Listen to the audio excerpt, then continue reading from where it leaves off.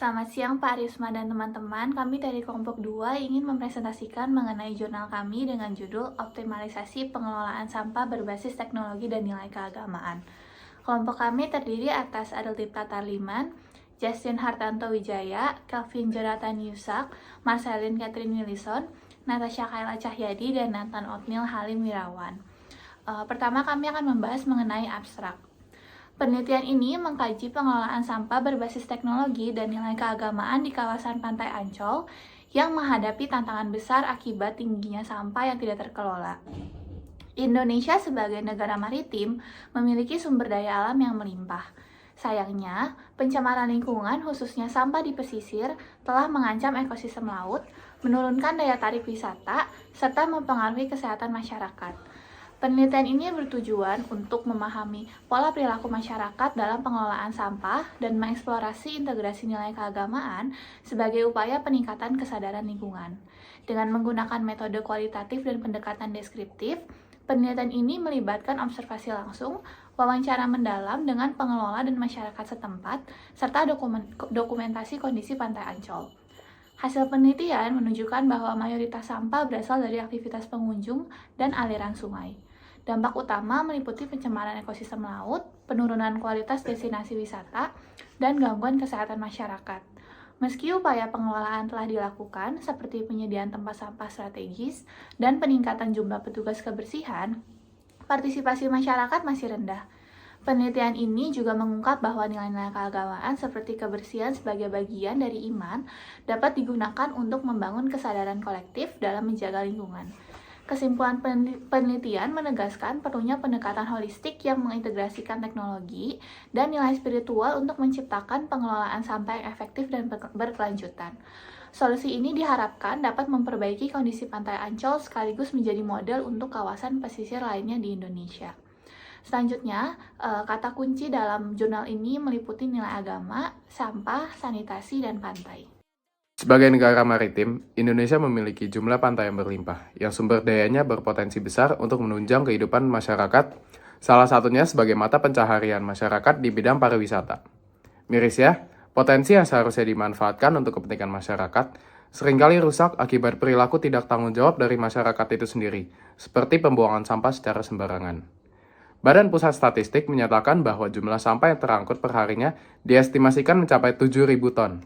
Selain itu, Sistem Informasi Pengelolaan Sampah Nasional juga menyatakan bahwa 37,75% dari total sampah yang terkumpul pada tahun 2023 tidak terkelola dengan baik.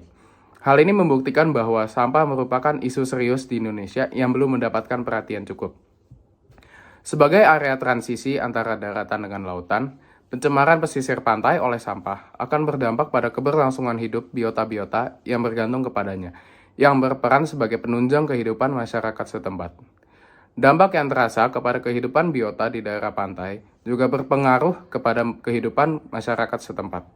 Tidak hanya itu, daya pikat pantai sebagai destinasi wisata juga dapat menurun akibat pencemaran lingkungan yang tidak enak dipandang.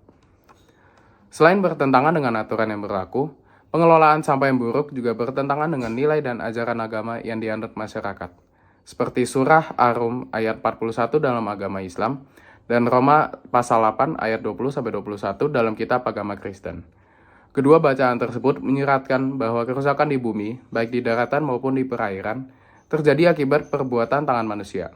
Selain itu, perilaku menjaga kebersihan lingkungan hidup juga dipercaya merupakan bentuk tanggung jawab iman dalam beberapa ajaran agama. Oleh sebab itu, merupakan kewajiban manusia untuk bertobat dan memulihkan lingkungan melalui pengelolaan sampah yang baik. Berikutnya adalah tentang kajian teori. Yang pertama yaitu tentang Sustainable Development Goals ke-17. SDG adalah seruan global yang dibentuk oleh PBB pada tahun 2015 untuk mengakhiri kemiskinan, menjaga lingkungan, dan memastikan kedamaian serta kemakmuran bagi semua orang pada tahun 2030.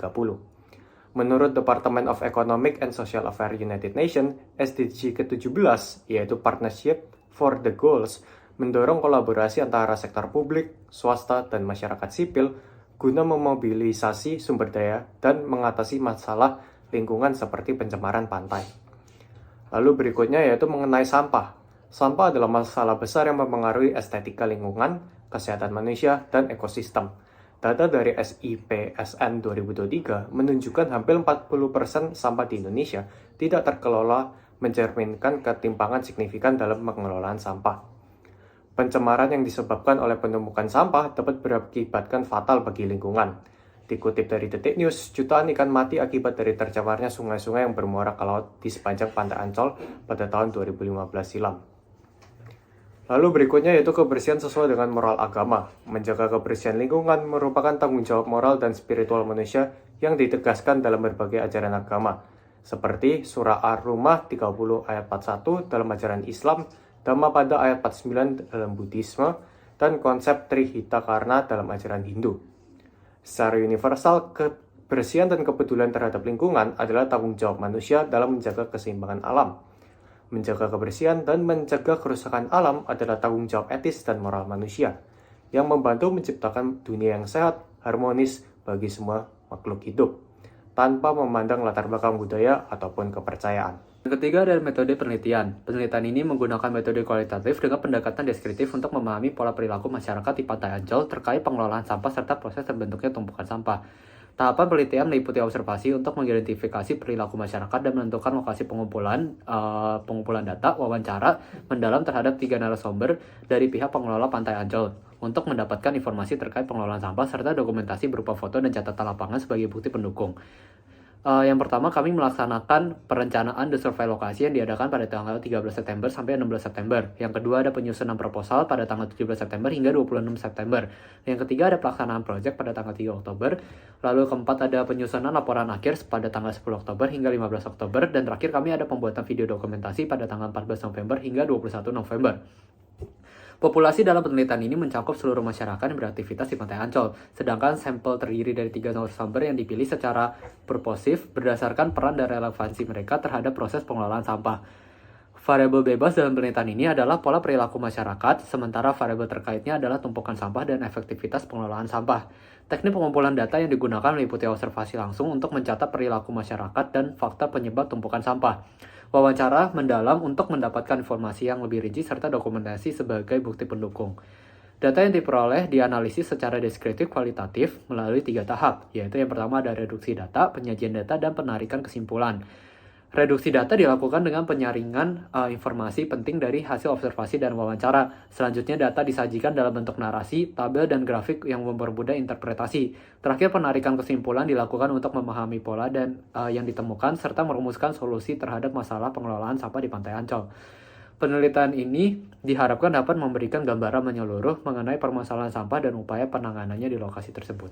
Baik, selanjutnya saya akan membahas mengenai hasil dan pembahasan mengenai jurnal penelitian kami.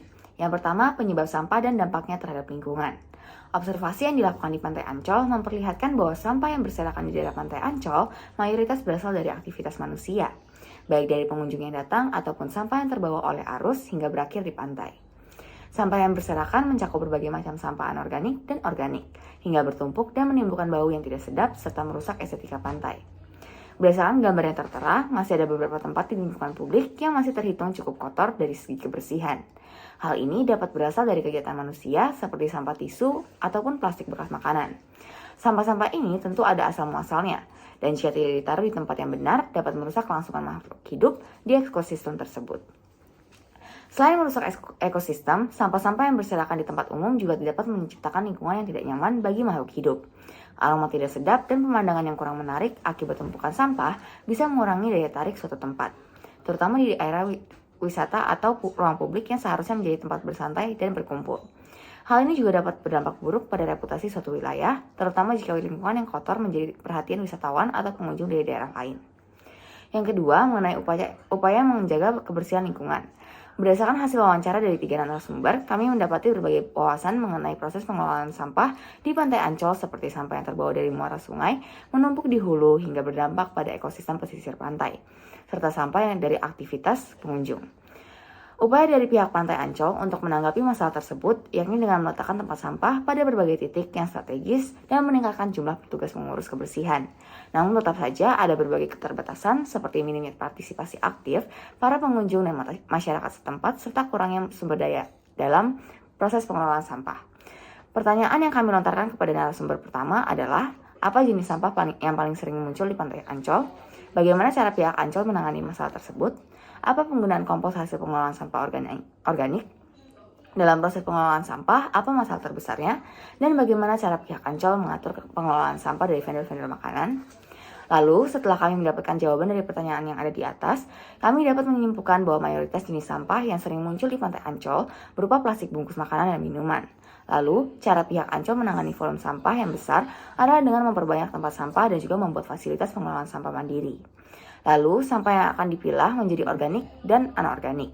Sampah yang dipilah menjadi organik akan diproses menjadi pupuk, sedangkan sampah yang dipilah menjadi anorganik akan digunakan kembali.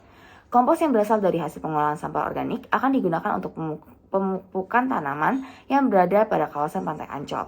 Masalah terbesar yang muncul dalam proses pengelolaan sampah adalah banyaknya sampah yang terbawa oleh sungai-sungai pada musim hujan yang bermuara di Ancol sehingga terjadi peningkatan pada volume sampah yang harus diproses. Terdapat pula sampah-sampah yang berukuran besar seperti kasur, sofa, dan pohon. Cara pihak Ancol untuk mengatur pengelolaan sampah dari vendor makanan adalah dengan kontrak yang ada dengan vendor-vendor tersebut. Di kontraknya, sudah disebutkan bahwa harus ada proses pemilahan sampah dan harus mematuhi jadwal pemungutan sampah. Lalu, untuk vendor yang berukuran besar, akan disediakan grease trap untuk menangkap minyak yang ada. Pertanyaan yang kami lontarkan kepada narasumber kedua adalah, bagaimana proses pengelolaan sampah menjadi kompos? Untuk pemanfaatan kompos apa saja? Dalam pengelolaan jenis sampah organik, anorganik, dan B3 itu bagaimana? Apa masalah paling besar yang dilewati saat proses pembibitan? Dan berapa lama waktu untuk proses pembibitan? Setelah kami melontarkan pertanyaan-pertanyaan tersebut kepada narasumber kedua, kami mendapat menyimpulkan bahwa sampah-sampah yang ada di Ancol Zero Waste dipisah menjadi beberapa tong lalu ditambahkan EM4. EM4 adalah sebuah produk yang mengandung campuran mikroorganisme menguntungkan. EM4 biasanya digunakan untuk meningkatkan kesuburan tanah atau sebagai pupuk organik cair untuk tanaman. Namun di dalam kasus ini, EM4 digunakan untuk proses dekomposisi bahan organik. Lalu setelah penggunaan EM4, sampah akan menjadi basah, lalu akan dikeringkan oleh pihak Ancol Zero Waste dan diayak hingga siap digunakan. Lalu sampah yang telah menjadi kompos sebelumnya akan digunakan di tempat-tempat seperti Dufan, Atlantis, dan lain-lainnya. Secara singkat, seluruh sampah yang telah diolah menjadi kompos akan digunakan di seluruh daerah sekitar Ancol, termasuk pantai. Jenis-jenis sampah yang diolah tersebut pun berbeda-beda. Cara pengolahannya, maka pihak Ancol akan memisahkan sampah tersebut menurut jenisnya. Lalu kami lanjut ke proses pembibitan dalam upaya penghijauan daerah Ancol. Menurut pihak Ancol, masalah yang paling berat dihadapi ketika proses pembibitan adalah tanaman-tanaman yang ditanam membutuhkan suhu tertentu, sehingga masalah terbesar yang muncul adalah cuaca. Terkadang cuaca tidak bisa kami prediksi, sehingga ketika suhu yang dibutuhkan tanaman tersebut tidak memenuhi kriteria, pihak Ancol akan mengakalinya dengan melakukan pembibitan di bawah pohon dan juga menyalakan sprinkler guna menurunkan suhu sekitar tanaman. Narasumber juga menyebutkan bahwa setiap tanaman membutuhkan waktu 1 hingga 1,5 bulan agar tanaman sudah dewasa dan siap untuk diletakkan di area pesisir pantai Ancol. Pertanyaan yang kami lontarkan kepada narasumber ketiga adalah, apa media tanam yang digunakan dalam proses pembibitan? Apakah tempat sampah yang di sini hanya digunakan untuk menampung sampah dari proses pembibitan saja? Dan apakah ada target atau tujuan akhir dari proses pembibitan ini? Setelah kami memberikan pertanyaan kepada narasumber ketiga, kami dapat menyimpulkan bahwa media tanam yang digunakan dalam proses pembibitan adalah arang, akar pakis, kokopit, dan juga sabut kelapa utuh. Kokopit atau biasa disebut serbuk serat kelapa digunakan sebagai media tanam alternatif untuk budidaya berbagai jenis tanaman. Kokopit di dalam kasus ini digunakan untuk dekorasi. Kalau sabut kelapa digunakan oleh pihak Ancol untuk ditempel langsung ke akar pohon. Lalu kami mengamati sebelumnya bahwa pihak Ancol memiliki satu ruangan di mana mereka menyimpan berbagai tempat sampah. Ketika kami bertanya apa guna dari tempat sampah tersebut, pihak Ancol menyebutkan bahwa untuk sehari-hari, tempat-tempat sampah tersebut memang diletakkan di situ begitu saja dan biasanya digunakan untuk pembantuan dalam proses pembibitan. Namun dalam hari-hari ramai pengunjung, seperti hari libur atau hari raya, tempat-tempat sampah tersebut akan diletakkan di sekitar Ancol. Lalu, kami bertanya jika ada target atau tidak dari proses pembibitan ini. Narasumber menyebutkan bahwa beliau mendapatkan target sebesar 30.000 bibit dan dari berbagai jenis tanaman. Angka tersebut mungkin terdengar besar, namun melihat daerah Ancol yang sangat besar, angka tersebut terdengar biasa saja. Lalu, tanaman tersebut akan diberikan waktu 1 hingga 1,5 bulan hingga siap untuk disebar di daerah pantai Ancol. Tanaman-tanaman tersebut akan digunakan sebagai dekorasi dan penghijauan di seluruh daerah Ancol. Ajaran serupa juga ada di Buddhisme, yakni Dhammapada ayat 49. Ayat ini mengajarkan nilai ketenangan dan kebijaksanaan dalam kehidupan. Orang bijaksana dianjurkan untuk tidak terpengaruh oleh kebodohan atau godaan duniawi yang bersifat sementara. Namun, mereka hendaknya menjaga keseimbangan batin dan menjauhi konflik dengan orang yang tidak memahami kebijaksanaan. Secara universal, kebersihan dan kepedulian terhadap lingkungan adalah tanggung jawab segala manusia dan menjaga keseimbangan alam. Ini mencakup kebersihan diri, pengelolaan sampah, dan pencegahan polusi. Setiap individu diharapkan bertindak sadar untuk melestarikan bumi karena kerusakan lingkungan mengancam generasi mendatang. Menjaga kebersihan dan mencegah kerusakan alam adalah tanggung jawab etis dan moral manusia yang membantu menciptakan dunia yang sehat dan harmonis bagi segala makhluk hidup, tanpa memandang latar belakang, budaya, ataupun kepercayaan. Berdasarkan hasil penelitian, pengelolaan sampah di Pantai Ancol menghadapi tantangan besar akibat tingginya volume sampah yang berasal dari aktivitas pengunjung dan aliran sungai. Meskipun telah ada upaya seperti penyediaan tempat sampah strategis, peningkatan jumlah petugas kebersihan, dan pengelolaan sampah menjadi kompos. Hal ini menunjukkan bahwa pengelolaan sampah yang efektif memerlukan pendekatan holistik yang melibatkan teknologi modern serta integrasi nilai-nilai agamaan. Nilai spiritual dan berbagai ajaran agama seperti kebersihan sebagai bagian dari iman dalam ajaran Islam, ajaran Trihita Karana dalam Hindu, dan tanggung jawab terhadap lingkungan dalam Kristen dan Buddhisme terbukti dapat meningkatkan kesadaran kolektif masyarakat. Oleh karena itu, kombinasi antara pendekatan teknis dan moral spiritual sangat diperlukan untuk menciptakan pengelolaan sampah yang berkelanjutan. Solusi ini tidak hanya relevan untuk memperbaiki kondisi Pantai Ancol, tapi juga dapat menjadi model bagi kawasan pesisir lainnya di Indonesia dalam mewujudkan lingkungan yang bersih, sehat, dan lestari.